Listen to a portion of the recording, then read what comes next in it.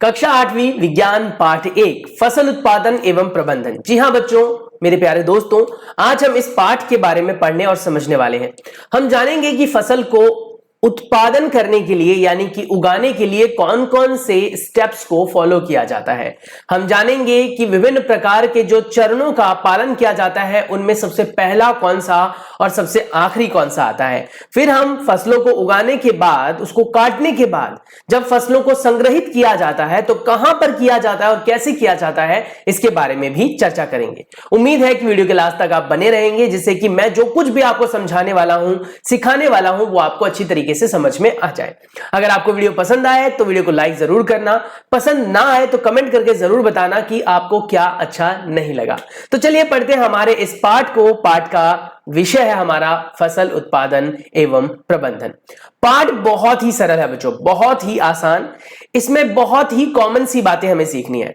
हर किसी बच्चे ने पौधे तो उगाए ही होंगे। आपने देखा होगा जब हम किसी पौधे को गमले में उगाते हैं तो उसके लिए हमें कुछ नियमों का पालन करना पड़ता है। जैसे सबसे पहले पौधे को हमें गमले में रखना है, उसमें मिट्टी डालनी है, उसके बाद उसमें खाद वगैरह डालना है और उसके बाद हमें उसमें पानी डालना है। तब धीरे धीरे धीरे धीरे पौधा विकसित होता है और हमें फल फूल या फिर कह सकते हो खूबसूरत से क्या बोलते हैं उसे, सजावटी आकार देते हैं ऑब्वियसली। तो अगर आप चाहते हैं कि आपका पौधा हमेशा हेल्दी रहे तो आपको इन नियमों का पालन करना चाहिए। तो कहते हैं क्या कि बूझो और पहेली, इनको तो आप जानते ही हैं।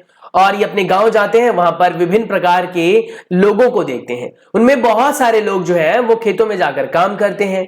और स्पेशली ये चीज आप देख सकते हो जब आप गर्मियों की छुट्टियों में या सर्दियों में बेटा आप गांव जाते हो और गांव जाकर वहां पर आप चीजों को ऑब्जर्व करते हो। तो ऐसे इन्होंने भी ऑब्जर्व किया। इन्होंने देखा कि बहुत सारे लोग जो है वो खेती करते हैं। खेती करने के लिए मवेशियों को पालते हैं, यानी कि गाय भैंसों और बैलों को पालते हैं। गाय भैंसों से उन्हें दूध दही मिल जाता है और बैलों को पालने से खेती में आसानी हो जाती है। हालांकि ये जमाना बहुत पुराना हो चुका है। नए दौर में हम ट्रैक्टर्स का इस्तेमाल करते हैं। वही कह रहा है क्या कि हमारे शरीर के लिए भोजन बहुत आवश्यक है। जिस प्रकार से बेटा आपके लिए पानी और ऑक्सीजन की आवश्यकता होती है शरीर में, उसी प्रकार से भोजन की भी आवश्यकता होती है। हमने छठी कक्षा में पढ़ा था भोजन के विभिन्न अवयवों के बारे में। हमने जाना था कि किस तरीके से भोजन हमारे शरीर में पहुंचता है, उसका फिर कहीं ना कहीं पाचन होता है और हमें ऊर्जा मिलती है।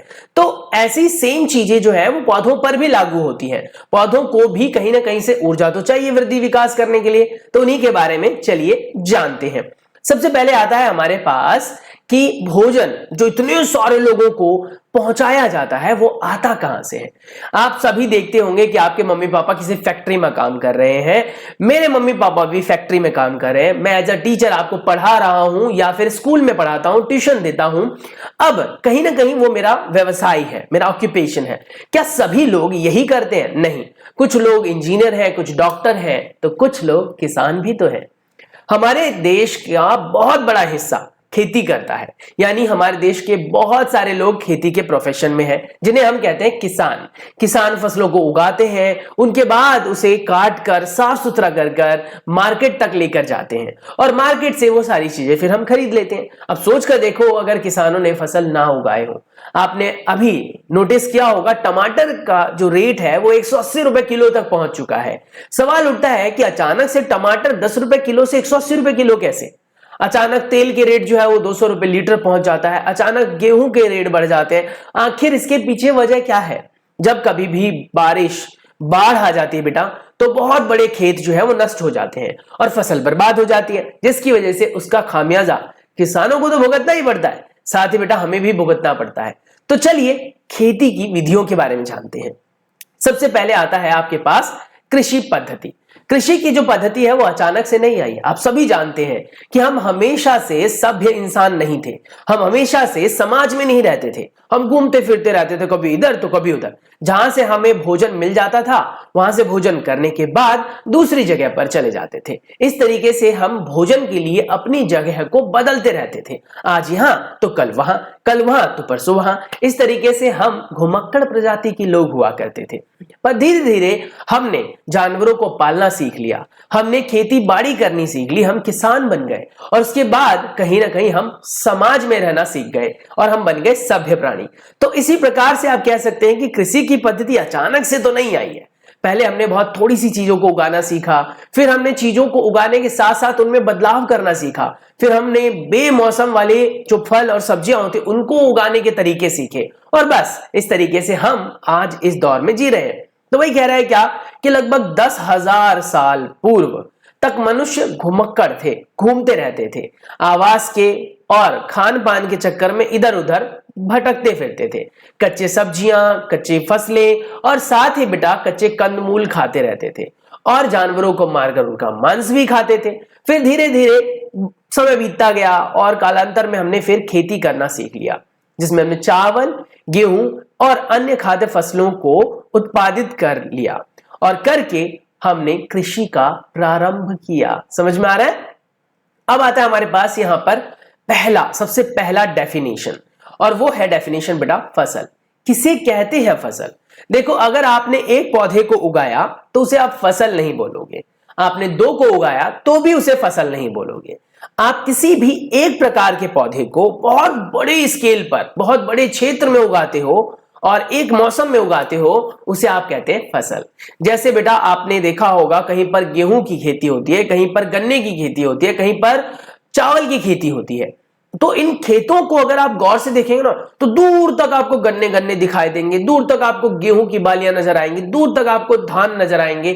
तो कहने का मतलब ये हो गया कि बहुत बड़े क्षेत्र में जब फसलों को उगाते हैं, यानी पौधों को उगाते हैं, फसलों को नहीं पौधों को उगाते हैं, तो उन सभी पौधों को इकट्ठे तौर पर हम फसल कहते हैं। तो वही कह रहा है क्या, जब एक ही किस्म के पौधे किसी स्थान पर बड़े पैमाने पर उगाए जाते हैं तो उसे फसल कहते हैं। तो फसल क्या है? किसी एक प्रकार के पौधे को बड़े पैमाने पर उगाया जाए।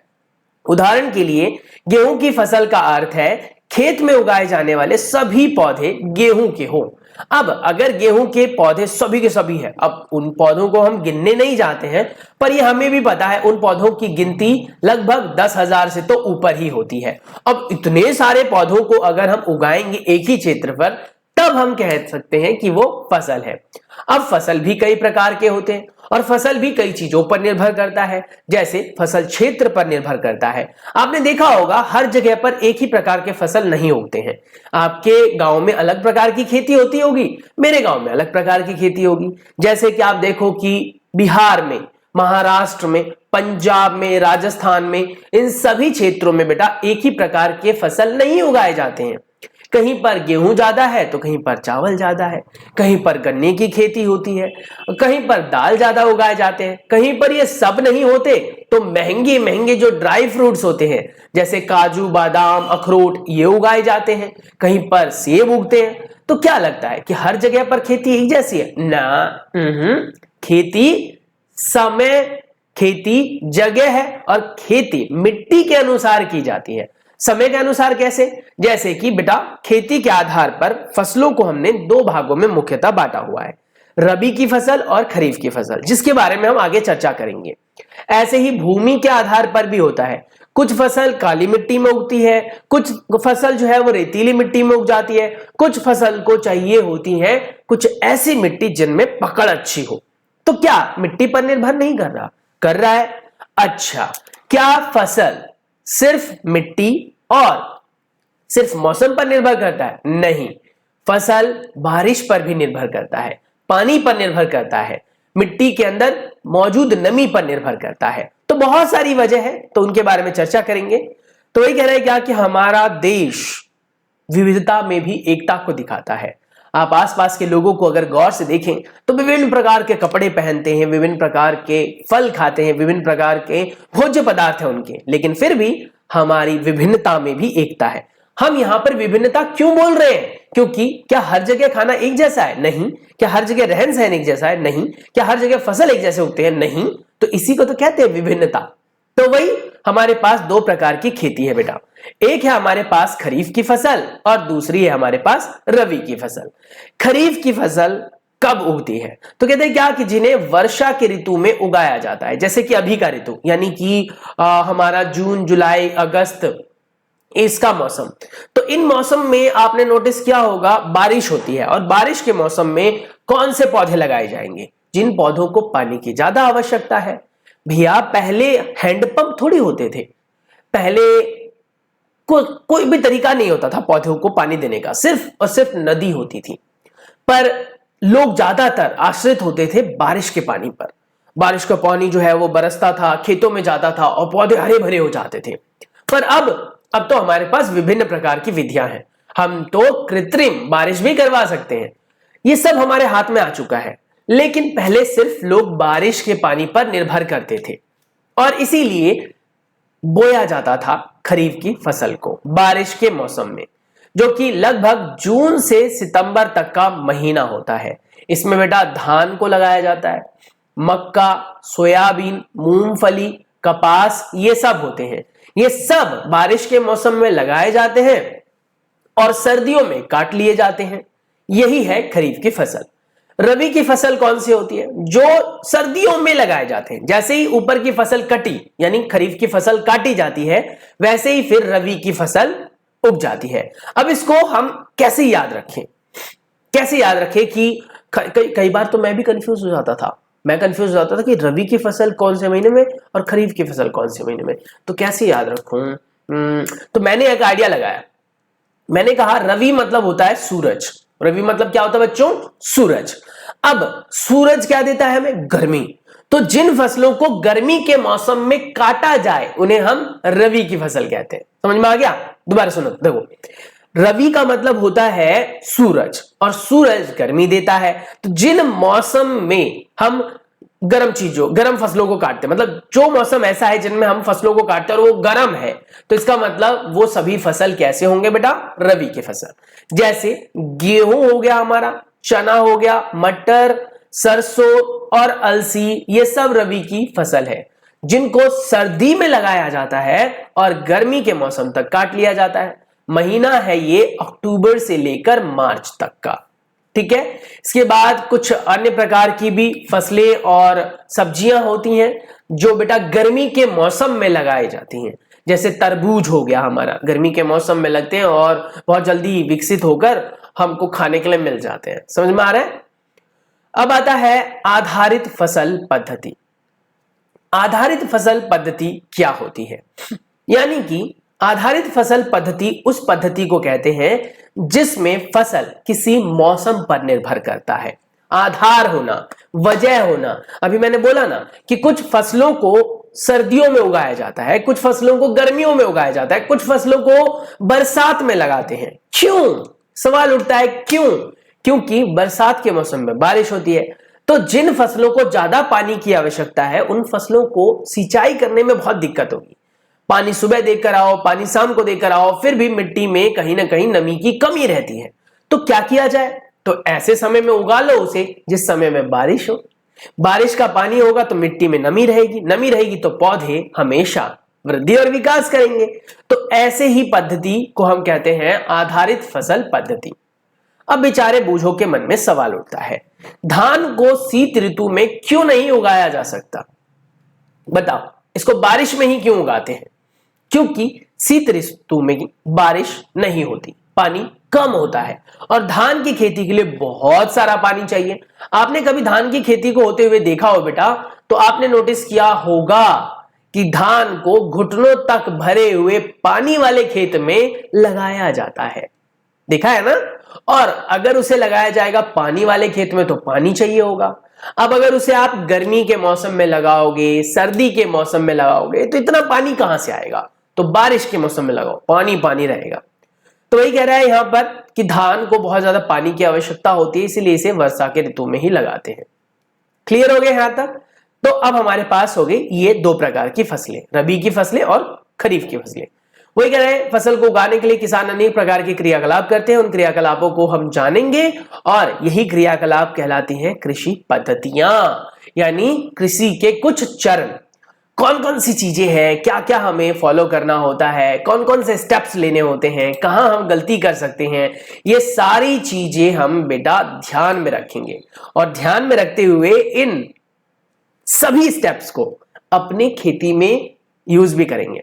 आपने एक चीज नोटिस किया है, धीरे धीरे कृषि के बारे में ज्ञान बढ़ने लगा है। खेती के लिए खेत छोटे हो गए हैं, लेकिन खेती का स्तर बढ़ गया है।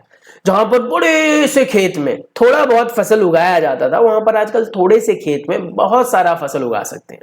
रासायनिकों की मदद से हमें पद्धति का ज्ञान हो चुका है, हमें मौसम का ज्ञान हो चुका है, तो इसका हम फायदा उठा रहे हैं। तो आपको नहीं लगता कि आगे आने वाले जनरेशन में इंजीनियर और डॉक्टरों की डिमांड कम होने वाली है? डिमांड किसकी बढ़ेगी?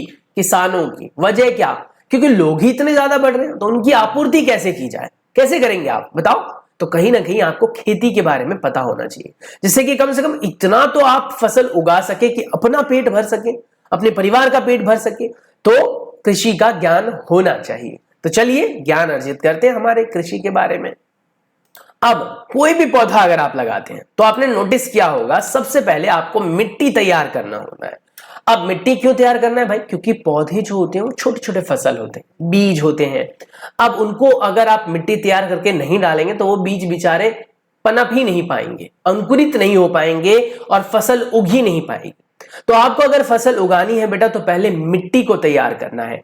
तो पहला चरण है मिट्टी को तैयार करना। मिट्टी तैयार कैसे की जाती है मैं समझा देता हूं। मिट्टी तैयार करने का मतलब हो गया खुरपी, कुदाल या फिर हल की सहायता से मिट्टी का जो ऊपरी परत होता है, यानी ऊपरी हिस्सा होता है बेटा, उसको पहले कह सकते हो हल्का किया जाता है। उसमें मोटे मोटे जो डले होते हैं, मोटे मोटे जो मिट्टी के टुकड़े होते हैं, उनको पीसकर छोटा बनाया जाता है। मिट्टी को अल्टा पलटा जाता है, जिससे कि ऊपर के पोषक तत्व जो खत्म हो चुके हैं उसमें नीचे वाले पोषक तत्व ऊपर किए जा सके, यानी मिट्टी को पलटा जा सके। मिट्टी में से जो बड़े बड़े कंकड़ पत्थर है उनको हटाया जा सके और मिट्टी को हल्का और भुरभुरा बनाया जा सके। क्यों बनाना है भुरभुरा? बताओ भुरभुरा क्यों बनाना है? भुरभुरा भुरभुरा इसलिए बनाना है बेटा, क्योंकि अगर मिट्टी हल्की नहीं होगी तो छोटे छोटे पौधों की जड़ें अंदर तक कैसे जाएंगी? सोचकर देखो, अगर मजबूत मिट्टी है, बहुत ही ज्यादा टाइट है, ठोस है, तो वो मिट्टी के अंदर बीज बेचारा कैसे अंकुरित हो पाएगा? तो मिट्टी को पहले तैयार करना है। मिट्टी तैयार होने के बाद अब आपको अच्छी गुणवत्ता के बीज डालने हैं। कैसे डालेंगे बीजों को? तो भैया अच्छी गुणवत्ता के बीज मार्केट से खरीदेंगे, चेक करेंगे कि बीज सही भी है या गलत। कैसे चेक करोगे? तो एक बाल्टी लीजिए, उसमें बीजों को डाल दीजिए। जो बीज ऊपर तैरते रहेंगे बेटा, उनको हटा दीजिए, फेंक दीजिए, क्योंकि वो बीज खोखले हैं अंदर से, उनमें हवा भरी हुई है। और अगर बीजों में हवा होगी बेटा तो वो ऊपर तैरेंगे, और अगर बीज ऊपर तैरेंगे तो इसका मतलब उसमें कीड़े लग चुके हैं, और कीड़े लगे हुए बीजों से अंकुरित नहीं हो पाएगा। तो आपने सारी मिट्टी विट्टी तैयार कर ली, सारी मेहनत कर ली, इंतजार में बैठे हुए कि अब फसल निकलेगा, पर फसल कहां से निकलेगा? बीज तो आपने खराब डाले हैं। तो बीज अच्छी गुणवत्ता के लें, चेक करके लें। उसके बाद क्या रहा है? खाद एवं उर्वरक देना। अब आपने बीज बो दिया, मिट्टी तैयार कर ली, बीज बो दिया, अब उसमें हमें कुछ पोषक तत्व डालने होंगे। अब एक बात तो आपने नोटिस की होगी, जब एक बच्चा पैदा होता है तो मां का दूध उसे पिलाया जाता है, जिससे कि उसको बीमारियों से बचाया जा सके, जिससे कि उसको पोषक तत्व दिया जा सके।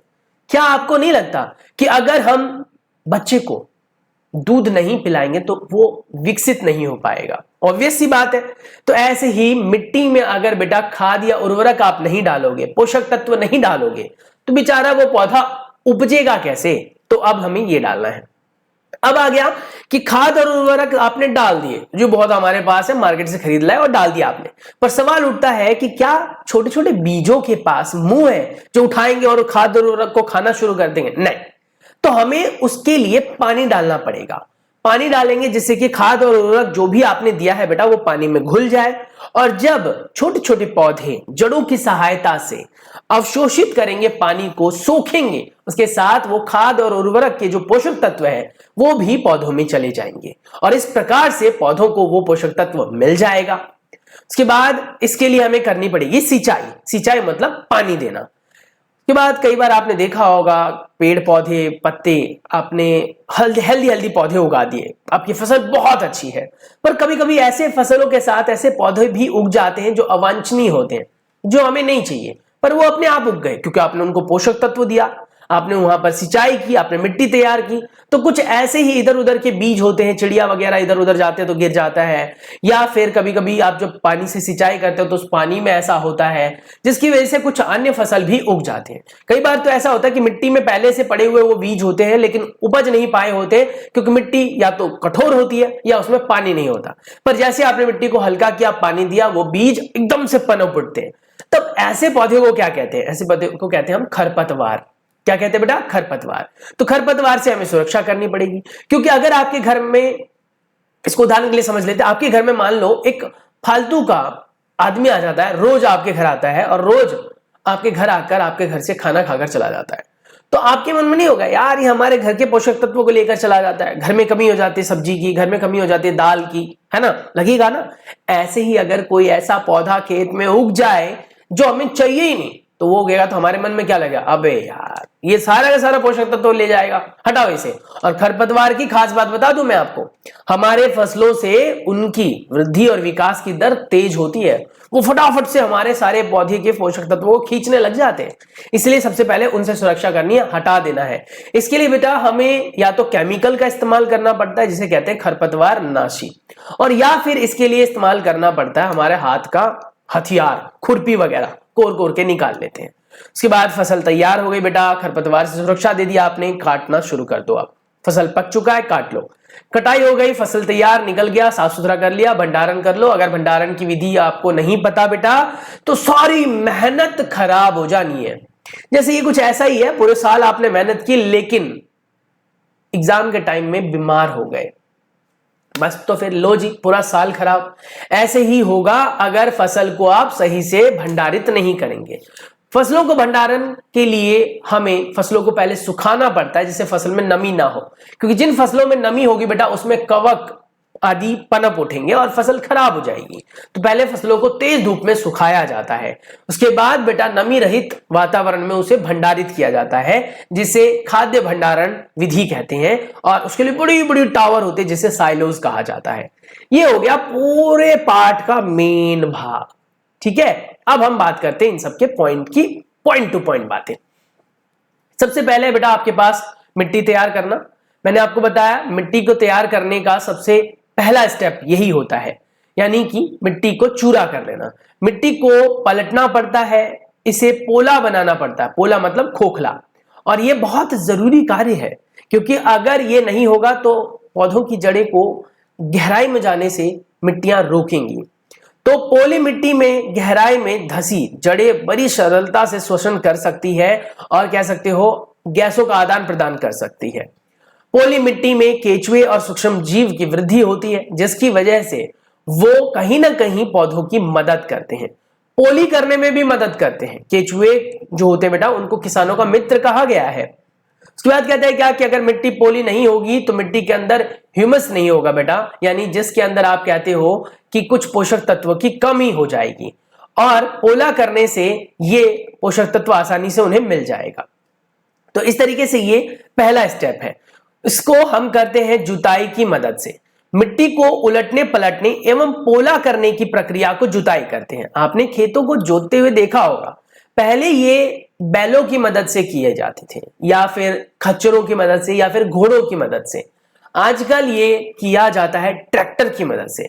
जिन खेतों को पहले जोतने में 10 दिन लगते थे उन खेतों को आजकल जोतने में 10 घंटे लगते हैं, ऑब्वियसली चल रहा है अभी भी।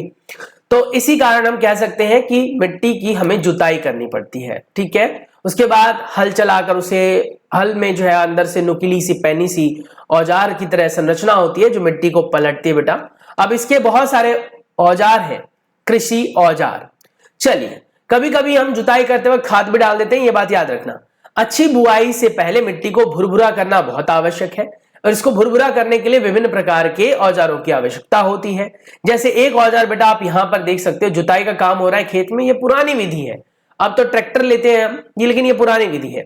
इसमें आप देखो एक हल इस्तेमाल किया गया है और जिसमें हीरा और मोती 2 बैल लगाए गए हैं, मतलब मैंने उनका नाम दिया है, और ये है बेटा हल। इस हल की सहायता से ये किसान मिट्टी को कोड़ता है, मिट्टी को पोला बनाता है, हल्का कर देता है। उसके बाद बेटा हल में बहुत सारी चीजें होती हैं, जैसे इसके अलग अलग हिस्से होते हैं। प्राचीन काल में जुताई के लिए, खाद मिलाने के लिए, खरपतवार के लिए जो निकालना होता था, या मिट्टी को खुरचने के लिए हल का ही प्रयोग होता था। ये लकड़ी का औजार होता था जिसमें आगे से बेटा लोहा लगाया जाता था जिससे कि वो घिसे ना। लोहे को आप कह सकते हो तिकोनी पट्टियों के तौर पर, पट्टी मतलब ऐसे कुछ बनाकर लगा दिया जाता था लकड़ी पर, जिसे बेटा फॉल कहते थे। ये फॉल जो है वो लंबी होती थी, लंबी लकड़ी से बनी होती थी, और वो जो पकड़ने वाला हिस्सा होता था या फिर जो बैलों के ऊपर लटका होता था उसे हल्का साफ्ट कहते थे। अब इसमें आता है नेक्स्ट कुदाली। कुदाली होता है जिसमें हाथों से, मतलब जिनके पास गाय भैंसे भी नहीं है, जिनके पास बैल नहीं है बेटा, जिनके पास घोड़ा खच्चर नहीं होते थे, वो क्या करते थे, कुदालों की मदद से करते थे। फावड़ा जिसे बोलते हैं हम लोग, आजकल आपने देखा होगा कस्सी जिसे बोलते हैं। घरों में जो कार्य होता है जैसे मसाले को मिलाना, वो मसाला नहीं, सब्जी वाला नहीं बेटा, दीवार की चिनाई करते वक्त जो मसाला मिलाते हैं, तो एक फावड़े जैसी संरचना का प्रयोग करते हैं जिसमें आगे से लोहा लगा होता है। ये फावड़ा पहले ऐसा होता था कुदाली, लेकिन आजकल ये लकड़ी के साफ्ट में तैयार किया जाता है। नेक्स्ट आ जाता था फिर कल्टीवेटर्स। कल्टीवेटर्स होते हैं, यहां पर ट्रैक्टर लगा होता था और एक बार में बहुत सारे पहले तो देखो, अगर आप हल की बात करें बेटा, हल में एक ही कोना होता था, हल में एक ही कोना होता था, यानी एक ही क्षेत्र में सिर्फ कार्य चल सकता था। जबकि इसमें देखो 1 2 3 4 5 6 7 8 9 10 कोने होते हैं, यानी कि एक बार में 10 क्षेत्र को ये जोत सकता है। उसके बाद आता है नेक्स्ट चरण बेटा हमारा बुआई। बुआई होता है जिसमें हम अच्छी गुणवत्ता के बीजों को बोते हैं। बीजों का चयन किया जाता है पानी में धोकर। जो बीज पानी में तैरते हैं उन्हें हटा देते हैं बेटा, जो बीज पानी में तैरते नहीं है उनका इस्तेमाल कर लेते हैं। उसके बाद है जुताई के बाद जो बुआई का प्रोग्राम होता है, इसके लिए भी कहीं ना कहीं औजार की जरूरत होती है। तो ये परंपरागत औजार है जिसमें हल के साथ साथ एक फनल जैसी संरचना ले ली जाती थी, और फनल जैसी संरचना में ऊपर से बीज डाले जाते थे बेटा।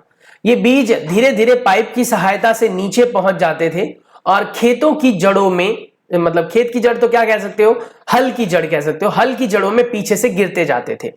फिर जो पीछे ये आदमी होता था, ये मिट्टी को दोनों तरफ से लगा देता था जिससे कि बीज अंदर जाकर ढक जाए। बीज को ढकना इसलिए जरूरी है बेटा क्योंकि जो दूसरे पक्षी इत्यादि होते हैं वो आते हैं और हमारे बीजों को मिट्टी में से चुनकर खा लेते हैं, और जिससे हमने सारी मेहनत की वो बर्बाद हो जाती थी। तो इसलिए ऐसा करना जरूरी था। उसके बाद दूसरा आया आपके पास seed drill method. Seed drill method जो होता है बेटा, इसकी रफ्तार बहुत तेज होती है। हल वाले की सहायता सिर्फ एक ही लाइन में हम बीज डाल सकते हैं।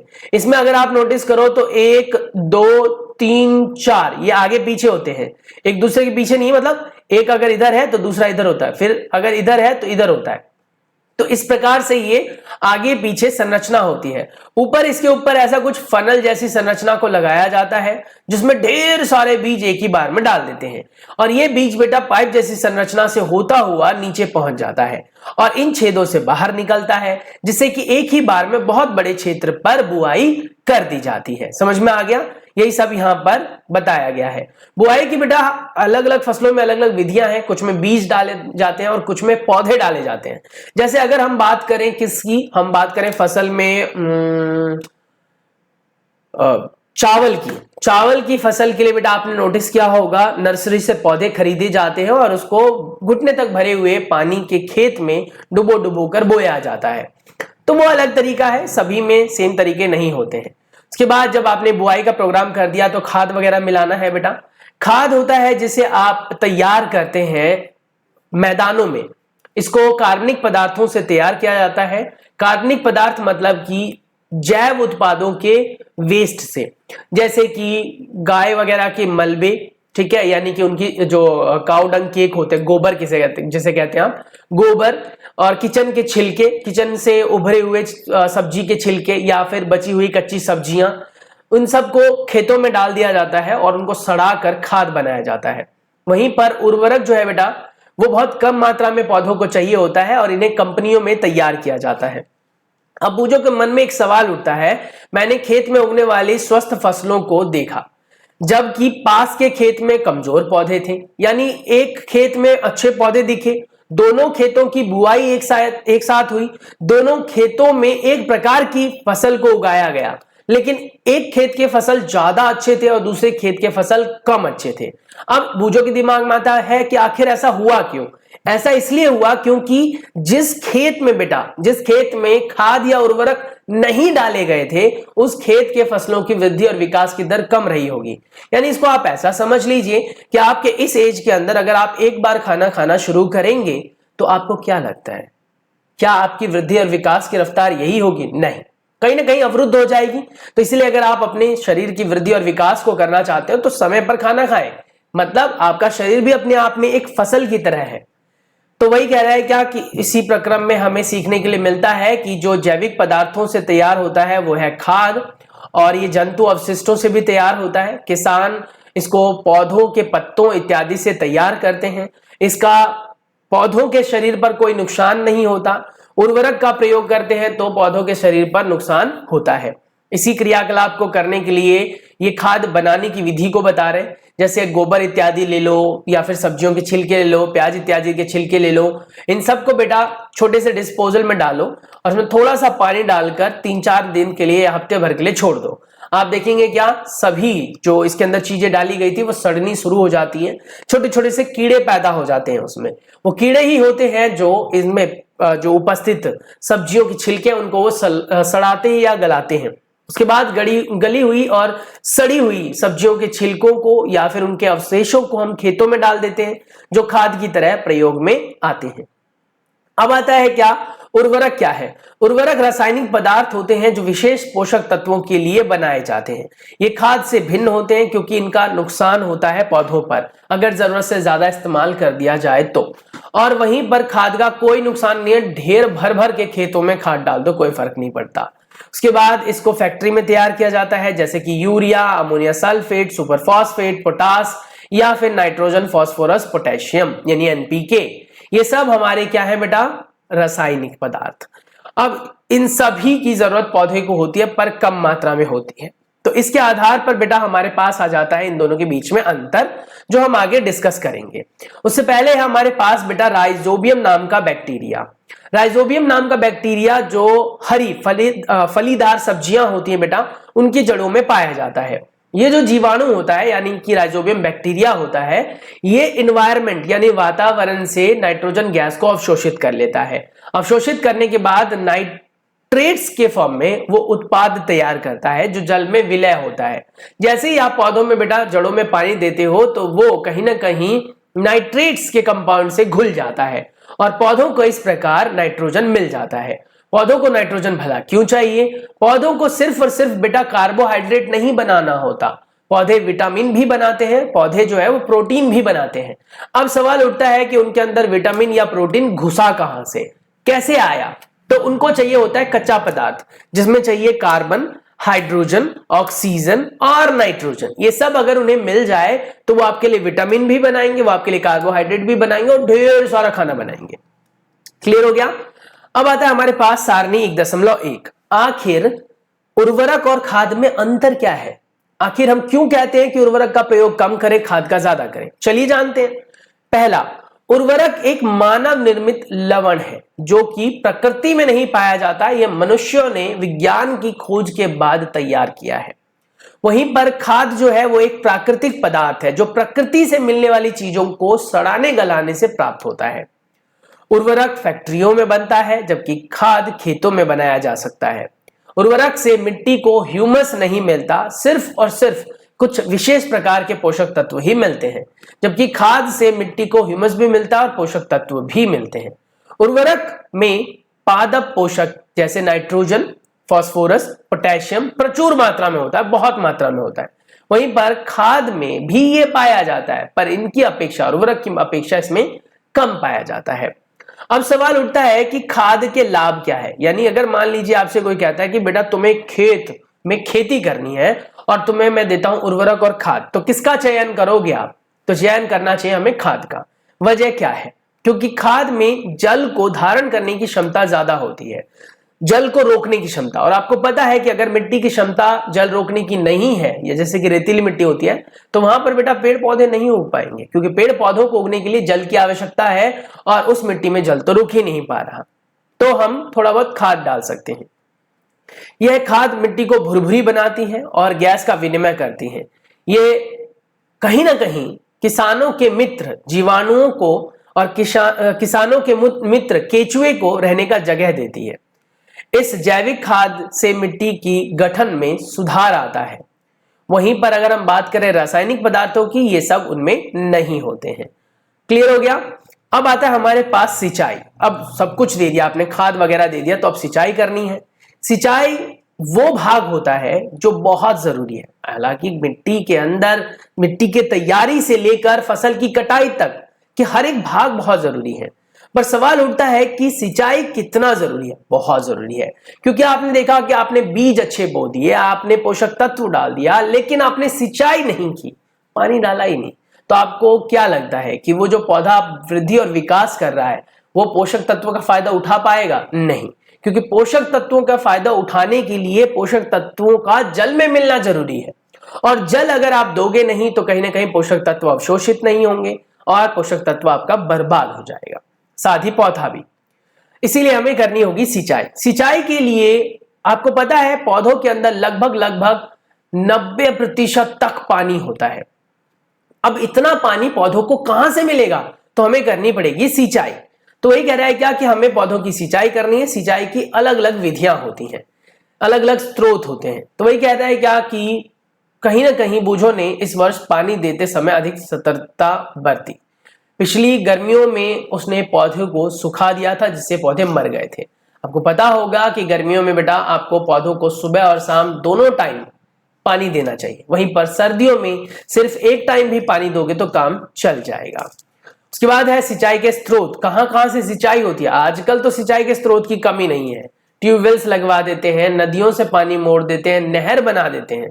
लेकिन पहले कैसे होती थी? कुएं की सहायता से, जलकूप की सहायता से, तालाब से, झील से, नदियों से, या फिर बांध बनाकर भी की जाती थी। अब इसमें आती है हमारे पास अलग अलग विधियां, यानी कि सिंचाई के पारंपरिक तरीके। इसमें से पहला आता है आपके पास मोट, यानी कि घिरनी।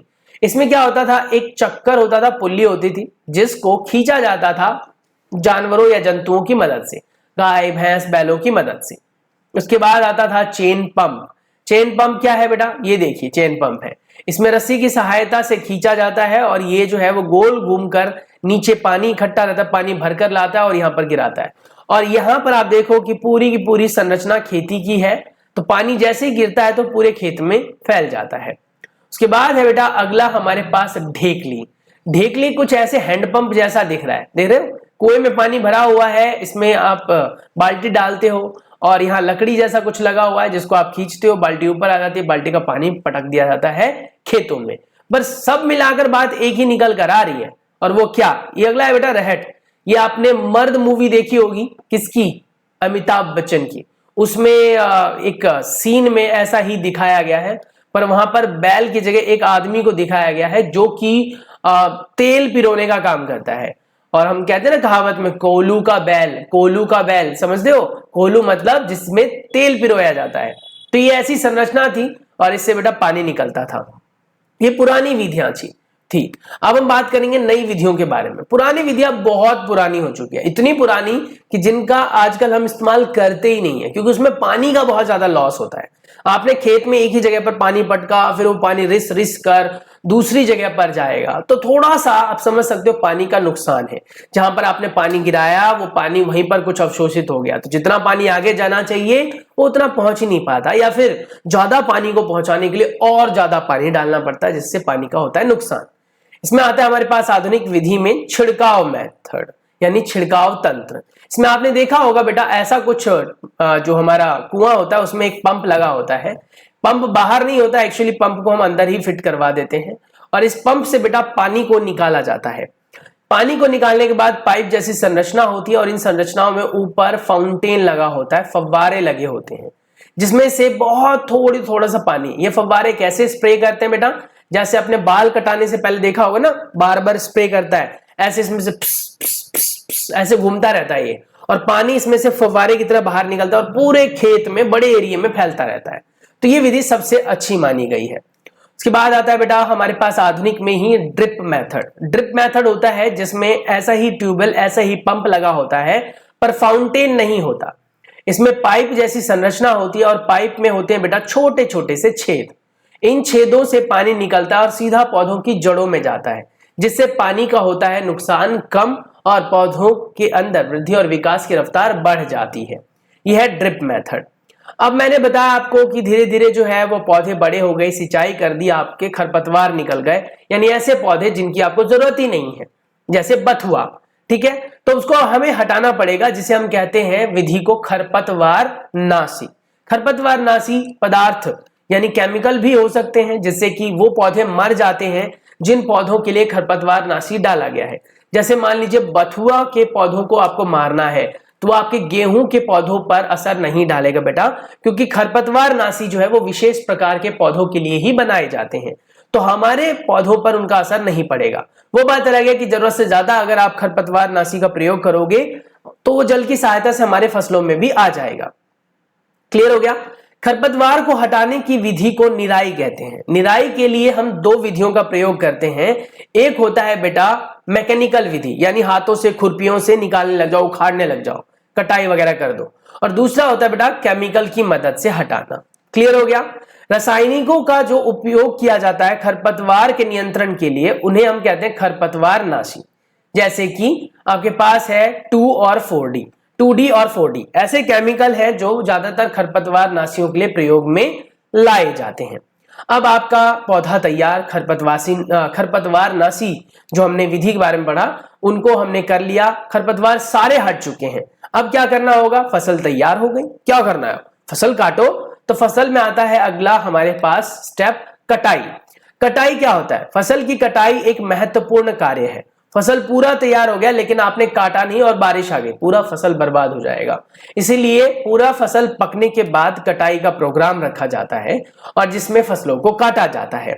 काटने की अलग अलग विधि है, या तो मशीन से काटो या फिर ऐसी कोई दराती आती है जिसे आप कहते हैं दराती ही कहते हैं एक्चुअली, और इससे फसलों को ऐसे ऐसे करके काटा जाता है।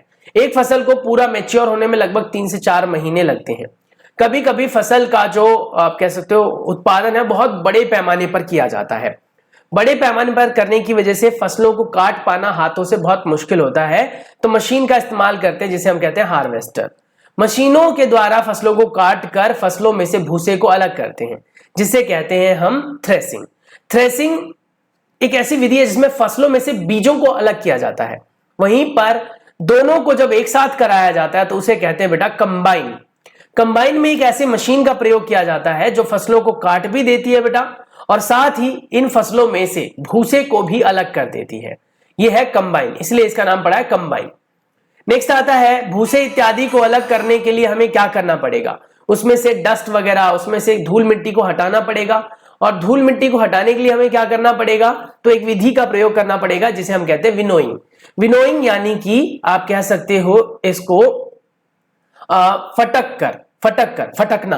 मम्मी को देखा होगा आपने, अनाज को ऐसे ऐसे उछाल उछाल कर फटकती हैं, या फिर बेटा पंखा वंखा चलाकर ऐसे ऐसे करके अनाज को एक कह सकते हो छन्नी से में रखकर ऐसे ऐसे हिलाती हैं, जिससे कि उसके धूल मिट्टी और कंकड़ पत्थर अलग हो जाते हैं, साफ सफाई हो जाता है। साफ सफाई होने के बाद इनका भंडारण करना बहुत जरूरी है। और जब फसलों को काटा जाता है बेटा तो ये बहुत ही ज्यादा हर्ष उल्लास का पर्व होता है, क्योंकि अपने जमाने में अभी आपका किताबों को पढ़ना बहुत अच्छा माना जाता है, आपके नंबर अच्छे लेना बहुत अच्छा माना जाता है, लेकिन कभी ऐसा भी समय था जब फसलों को उगाना और उसको काटना बहुत अच्छा माना जाता था। यानी लोगों ने अगर फसल उगा दिया और फसल ग्रो हो गई, फसल पक गई, तो लोगों के अंदर खुशी का ठिकाना नहीं होता था। मतलब इसको आप ऐसे समझ सकते हो जैसे कि घर में नया नया बच्चा पैदा हुआ हो। जितनी खुशी एक बच्चे के पैदा होने से होती थी, उतनी ही खुशी फसलों के अच्छी तरीके से पक जाने और कट जाने के बाद होती थी। इसीलिए बैसाखी जैसे पर्व हमारे देश में मनाए जाते हैं। हालांकि अलग अलग राज्यों में, अलग अलग क्षेत्रों में अलग अलग तरह के पर्व मनाए जाते हैं, पर कुल मिलाकर मतलब वही होता है। जैसे कई जगहों पर पोंगल, बैसाखी, होली, दिवाली, ऐसे ही बहुत सारे पर्व होते हैं जो किसी न किसी चीज से जुड़े हुए हैं। उसके बाद जब फसल कट गई तो बेटा कटने के बाद सबसे लास्ट स्टेप आता है फसलों का भंडारण। अगर आप फसलों को भंडारित नहीं करेंगे तो जो कुछ भी आपने तैयार किया, जितना भी तैयार हुआ, अच्छा या बुरा, थोड़ा या ज्यादा, वो सब बर्बाद हो जाना है। तो इसीलिए फसल का भंडारण किया जाता है। फसल का भंडारण करते वक्त मुख्य बात ये याद रखी जाती है कि फसल आपका सूक्ष्म जीवों से बच कर रहे, और इसको बचाने के लिए क्या करना पड़ेगा? फसलों को पहले बेटा सुखाया जाता है, फसलों को तेज धूप में सुखाते हैं। वैसे तो ज्यादातर फसल पकते पकते ही सूख जाते हैं, लेकिन कभी कभार ऐसा देखा गया है कि पकने से पहले या कटाई से पहले 3-4 दिन पहले बारिश हो गई, जिसकी वजह से बीजों में नमी आ जाती है। तो उस नमी को अगर दूर ना किया जाए बेटा तो फसल खराब हो जाएगी। पहले हमारे पास नमी को दूर करने का कोई तरीका नहीं था, तो फसलों को खेतों में कई दिनों तक गट्ठड़ बना बनाकर धूप में छोड़ दिया जाता था और उसके बाद उन गट्ठड़ों को उठाकर लाते थे और भूसे को अलग करते थे। पर आजकल नई तकनीक आ गई है जिसमें अगर कोई बीज बेटा गलती से भीग भी गया है पकने कटने के बाद, तो उसको बेटा उस मशीन में डालते हैं और उसमें गर्मी होती है। उस गर्मी से बेटा बीज पकते नहीं है, बल्कि उसके अंदर की नमी को बाहर निकाला जाता है। जैसे ही नमी बाहर आ जाती है बेटा तो उनको बड़े बड़े डंपरों में भर लिया जाता है। इन डंपरों को साइलो कहते हैं, भंडार गृह जिसे कहते हैं। भंडार गृह ऐसे देखो, यहां पर लिखा हुआ दिख रहा होगा FCI यानी फूड कॉर्पोरेशन ऑफ इंडिया, यानी कि इतने बड़े बड़े साइलोज होते हैं, बहुत बड़े बड़े बहुत बड़े। ये तो हमारे दिल्ली में है बेटा, इसको आप जाकर चेकआउट भी कर सकते हो, देख सकते हो। और इन भंडार गृहों में बेटा ऐसे अनाज के बोरे मंडियों से आते हैं और उनके अंदर बेटा दवाइयों को डाला जाता है जिससे कि इनमें कोई भी कीट ना लगे। अगर आप अपने घरों में भंडारण करना चाहते हैं तो आप दवाई का इस्तेमाल ना करें, बल्कि नीम के पत्ते लें, उनको सुखा लें। गीले पत्ते नहीं डालेंगे क्योंकि नीम के गीले पत्तों में भी फंगस लग जाता है, यानी कवक लग जाता है, उससे आपकी फसल बर्बाद हो सकती है। तो पहले नीम के पत्ते को लें, डंडियों से तोड़ लें, पत्ते अलग करके धूप में उस पत्तों को सुखा लें। सुखाने के बाद जब वो इतना सूख जाए कि उसको जब आप कूटना शुरू करें तो पाउडर बने, तो उसका फिर कूट कर पाउडर बना ले और जो वो होती है ना बेटा पोटली होती है कपड़ों की, उसमें डाल डालकर बोरे में भर ले। यानी बोरे में एक पोटली डाल दी जैसे आपने ऐसे, या फिर पत्तों को सीधे तौर पर भी मिला दिया जाता है। बाद में जब फसल को बीजों को पहुंचाया जाता है तो लोग अपने अपने घरों में बीजों को साफ करते हैं, धोते हैं, फिर सुखाते हैं और फिर उसकी पिसाई करवाते हैं। तो इस प्रकार से ये बातें ध्यान रखना है। उसके बाद बेटा आता है कि क्या हमें सिर्फ भोजन पेड़ पौधों से मिलता है, क्या फसलों से मिलता है? नहीं, हमें ये पशुओं से भी मिलता है। तो जब हम कभी भी भोजन के लिए पशुओं को पालते हैं तो उसे कहते हैं पशुपालन। पशुपालन एक विधि है जिसमें हम पशुओं से दूध, दही, अंडा, मांस आदि लेते हैं।